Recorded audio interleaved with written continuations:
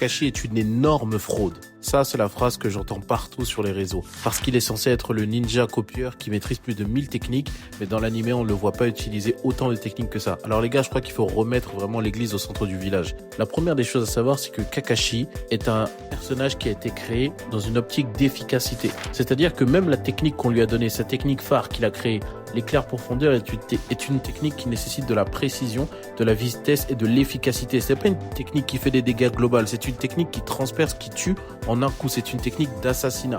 Donc le personnage a été créé pour être efficace et rapide et précis. Donc cet aspect qui le caractérise prend aussi tout son sens dans sa manière d'être. Ça veut dire que Kakashi, malgré le fait qu'il maîtrise 1000 techniques, ne va pas utiliser 1000 techniques ou ne va pas vouloir montrer qu'il maîtrise autant de techniques que cela pour juste montrer au spectateur que ah ouais, la légende dit vrai. Non, absolument pas. Kakashi juge ce qui est nécessaire et important à faire dans l'instant T et il emploie la meilleure technique. Donc si Kakashi n'a pas utilisé toutes les techniques qu'il connaît, c'est parce que les missions ne le nécessitent pas et Kakashi n'a rien à prouver. C'est justement en regardant ça qu'on se rend compte que Kakashi n'est pas du tout un bandeur d'aura farm. Il essaie d'être le plus efficace possible dans une situation donnée.